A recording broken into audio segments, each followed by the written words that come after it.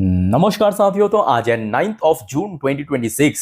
दोस्तों, बहुत दिनों की स्ट्रगल के बाद आज हम सबको एक बढ़िया मार्केट मिला और इसके पीछे मेनली दो कारण है। ऑब्वियसली एक कारण था आपके जो जियो पॉलिटिकल टेंशन कम होना और दूसरा कारण दोस्तों, आपको मैं कल रात की 10:30 की वीडियो में अपडेट दिया था आरबीआई की तरफ से जो फॉरेक्स स्वैप फैसिलिटी बैंक्स के लिए डिक्लेयर किया उसी वजह से।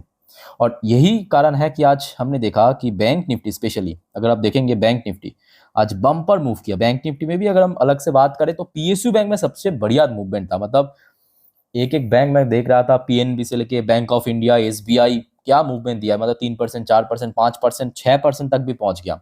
सो मेनली अगर आप देखेंगे सेक्टरल वाइज, आप निफ्टी 50 मतलब इंडेक्स के अनुसार निफ्टी 50 जितना मूव किया है 23,242 पॉइंट पे क्लोजिंग दिया, 0.52% ऊपर आके। बट बैंक निफ्टी की क्लोजिंग पोजीशन आप देखेंगे लगभग 1100 पॉइंट ऊपर, 2% ऊपर, 2% ऊपर। पर दोस्तों इंडेक्स में अगर हम बात करें, देखिए आज ये भी फैक्ट है कि वीकली एक्सपायरी था, ठीक है।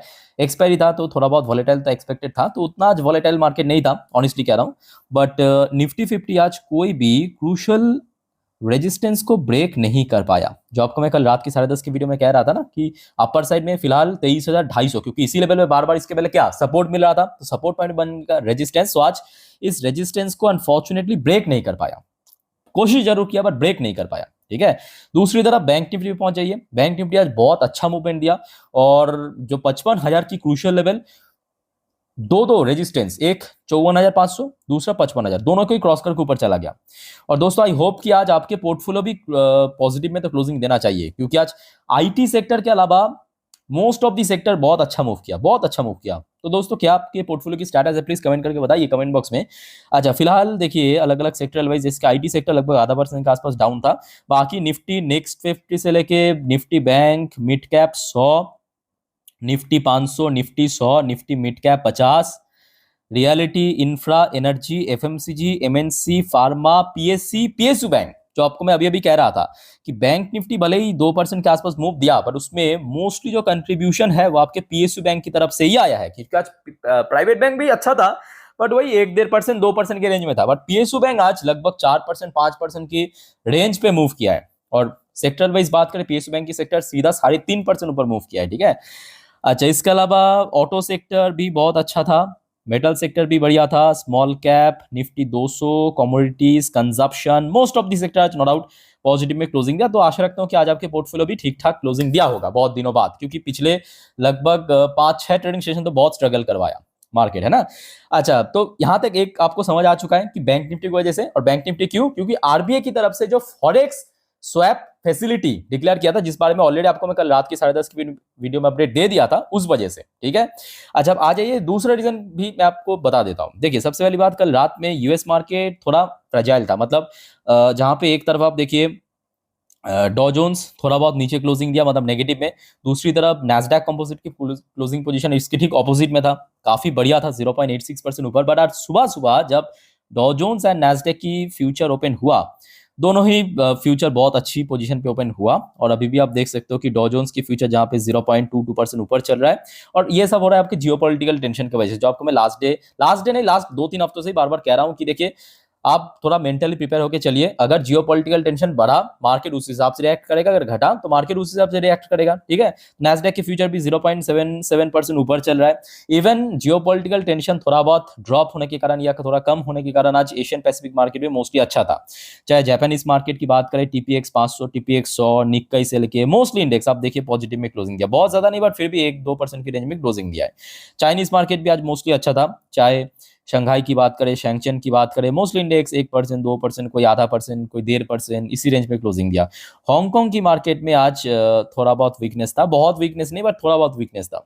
वहां की कुछ डोमेस्टिक रीजन भी हो सकता है। बट साउथ कोरियन मार्केट जो हमने लास्ट डे देखा था ना कि एक एक दिन में लास्ट इंटरडे कितना गिरा था, 8% के आसपास गिरा था एवरेजली, आज सब टोटल रिकवर हो चुका है। मतलब एक दिन गिरा, दूसरे दिन पे टोटल रिकवरी देखिए, कॉस्डेक्स 6% रिकवर किया, KRX 100 9% रिकवर किया, कॉस्पी की सारे इंडेक्स आप देखिए 8%, 9%, 9.5% करके रिकवर किया। तो लास्ट डे इतना ही गिरा था, आज उतना रिकवर कर गया। इंडियन मार्केट भी मैं कहूँगा नो डाउट आज बहुत अच्छा था, ताइवानिश मार्केट भी अच्छा था।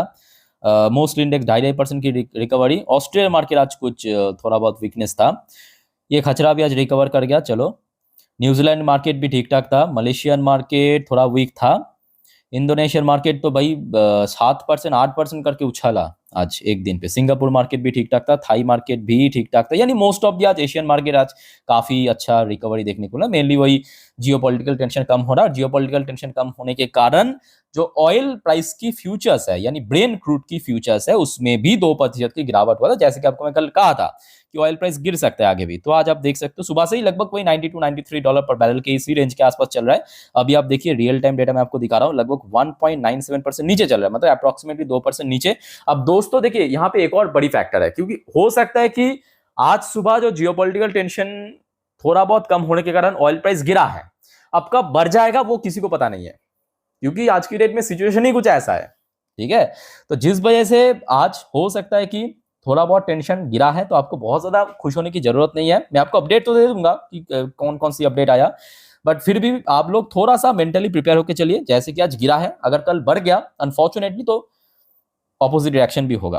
ठीक है, अच्छा, गोल्ड की प्राइस में भी कोई बहुत बड़ा चेंजेस देखने को नहीं मिला। सिल्वर की प्राइस भी लगभग उसी लेवल के आसपास है, बट हाँ ये फैक्ट है कि पिछले 2 दिन मतलब वही शुक्रवार और सोमवार के दिन गोल्ड सिल्वर बहुत गिरा है, ये फैक्ट है। अच्छा, इंडियन करेंसी की वैल्यूएशन में ऐसा कुछ बहुत बड़ा रिकवरी नहीं हुआ, मतलब नोटिसेबल रिकवरी कह सकते हो, थोड़ा बहुत हमें मिनिमम लेवल पे एक रिकवरी देखने को मिला ओवरऑल। ठीक है, तो इस प्रकार के दोस्तों मार्केट या इंडेक्स आज सुबह से रिएक्ट किया, जियोपॉलिटिकल टेंशन हो या आरबीआई की तरफ से जो डिसीजन ली उस वजह से। अब चलिए जो मेन मुद्दा है जियोपॉलिटिकल टेंशन कैसा खत्म हुआ या मतलब कैसा कम हुआ उसके ऊपर लेके चलता हूं, बट एक छोटा सा रिक्वेस्ट दोस्तों आप सभी को करूंगा, प्लीज मेक श्योर कीजिए कि आपने ऑलरेडी इस चैनल को सब्सक्राइब कर लिया दोस्तों। अगर आपने नहीं किया तो फटाफट करके रख देना kindly, share market geopolitical update सबसे पहले इस चैनल के थ्रू पाने के लिए। ओके, और दोस्तों जैसे कि कल रात की 10:30 की वीडियो हो या 12 बजे की वीडियो या अलग अलग वीडियो में आपको सब जानकारी दे देता हूं। आज मार्केट के बारे में आज भी आ जाएगा, कल मार्केट के बारे में, मतलब बुधवार मार्केट के लिए आज रात की 10:30 की वीडियो स्पेशली, जिस पर हम नेक्स्ट डे मार्केट प्रेडिक्शन पूरे दिन मार्केट की अपडेट को कवर करते हैं, प्लीज मिस मत करना। ठीक है, अच्छा दोस्तों हम थोड़ा सा पीछे से शुरुआत करेंगे। मेरा कहने का मतलब मैं आपको थोड़ा दिखाना चाहता हूँ। आई होप कि कल रात की ये 12 बजे की वीडियो, ये लास्ट वीडियो आप देख सकते हो 12 बजे की वीडियो, यहाँ पे प्रॉपरली मेंशन भी किया था। न्यूज की हेडलाइन पे ध्यान से नोट करना कि both side declare cease fire. Both side मतलब आपको पता होगा ईरान तो पहले ही कल शाम के वक्त ही डिक्लेयर कर दिया था, उसको भी मैं आपको तुरंत जानकारी दे दिया था। ईरान का घोषणा सीज फायर, ठीक है, ईरान तो पहले ही डिक्लेयर कर दिया था, बाकी रहेगा था इजराइल। बाद में जो सुनने को मिल रहा है कि ट्रम्प और बेंजामिन नेतन्याहू के बीच कुछ वार्तालाप हुआ है फोन पे, तो उस फोन कॉल के बाद फाइनली रात में भी ये खबर आ चुका था कि इजराइल ने भी डिक्लेयर कर दिया कि हम ईरान के ऊपर हमला नहीं करेंगे। बट साथ ही साथ आपको मैं ये भी कहा था कि भाई कोई भरोसा नहीं है, वो भी फिर हमला कर सकता है। बट हाँ ये फैक्ट है कि आज सुबह तक कोई बहुत बड़ा हमले की खबर नहीं मिला, जिस वजह से जियोपॉलिटिकल टेंशन थोड़ा कम हुआ।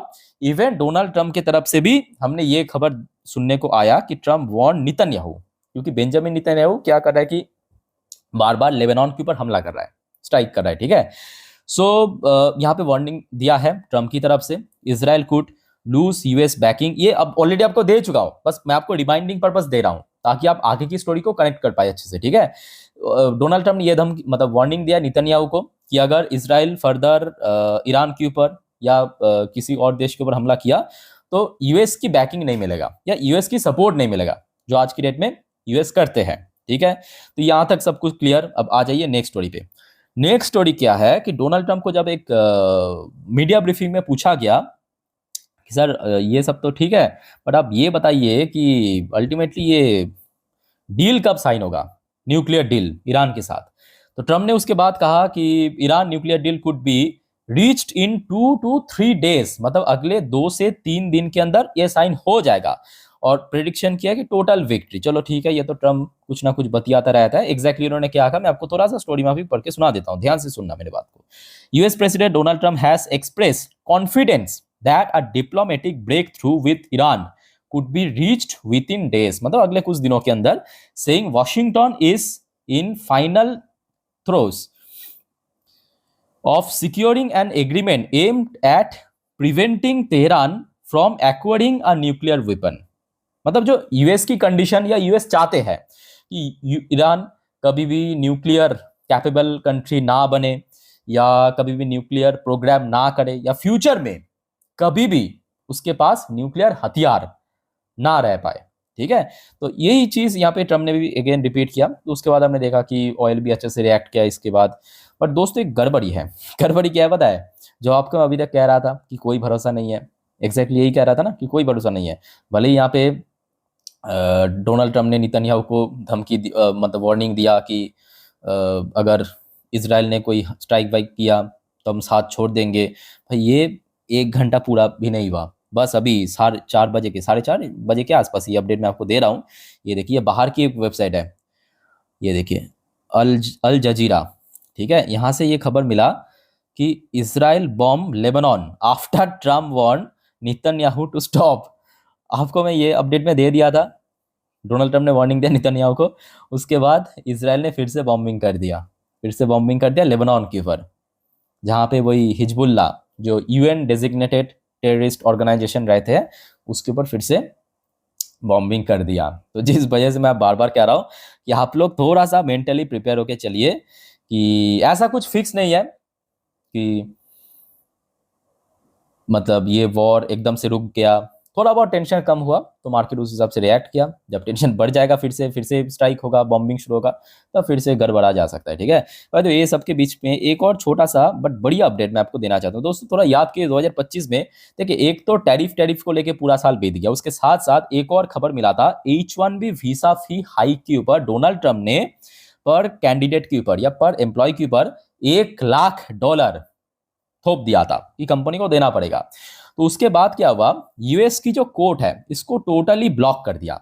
ब्लॉक जैसे किया, ट्रम्प की तरफ से रिएक्शन आया कि क्रेजी हर्टिंग आवर कंट्री, मतलब कोर्ट जो है खुद ही अपने देश को हर्ट कर रहा है या नुकसान पहुंचा रहा है। ठीक है, बट ये अच्छी बात है कि डोनाल्ड ट्रम्प की जो ये डिसीजन था, सबसे पहले टैरिफ की डिसीजन उसको तो इलीगल घोषित कर ही दिया, वो तो 2025 में ही कर दिया था, इवन वापिस करने के लिए भी कह दिया।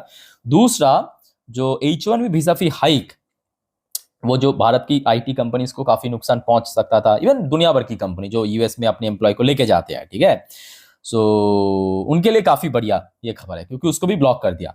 ठीक है, तो यहां तक दोस्तों क्लियर हो चुका और कौन कौन सी कारणवश मार्केट आज रिएक्ट किया, आई होप समझ आ चुका। अब चलिए कुछ फॉर्मल पॉइंट मैं आपको दिखा देता हूं, मनी कंट्रोल ने शेयर किया, फॉर्मली चेक करेंगे। ठीक है, तो सबसे पहला जो की फैक्टर मेंशन किया, decline in crude oil price, 100% truth, और आज के डेट में क्रूड ऑयल के साथ ऑब्वियसली मार्केट की डायरेक्टली कनेक्शन है।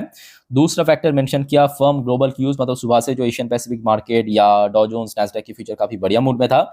Buying in banking share, already आपको मैं कल रात में दे चुका हूं, अभी भी कह चुका हूं कि रिजर्व बैंक ऑफ इंडिया की तरफ से जो अनाउंसमेंट हुआ कि देखिए कंसेशनल फॉरेक्स स्वैप फैसिलिटी ये बैंक्स को मिलेगा, तो जिस वजह से आज बैंकिंग सेक्टर जो है बहुत अच्छे से रिएक्ट किया।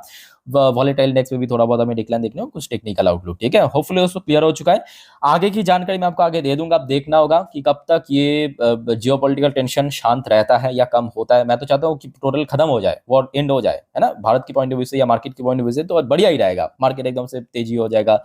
बट जब तक ना ऑफिशियली कुछ एग्रीमेंट पे या कंक्लूजन आ जाए तब तक तो कोई फायदा नहीं है बोलने से, है ना। आगे की जानकारी मैं आपको दे दूंगा, सिर्फ दोस्तों आप चैनल को फॉलो करते जाइए, सब्सक्राइब करके रखिए, और रात की दोस्तों 10:30 की वीडियो और 12 बजे की वीडियो देखना मत भूलना। ठीक है, जिस पर हम नेक्स्ट डे मार्केट प्रेडिक्शन वगैरह सब कुछ कवर करते हैं डिटेल में। सो वाइंड अप करता हूँ वीडियो को, टेक केयर, बाय बाय, जय हिंद।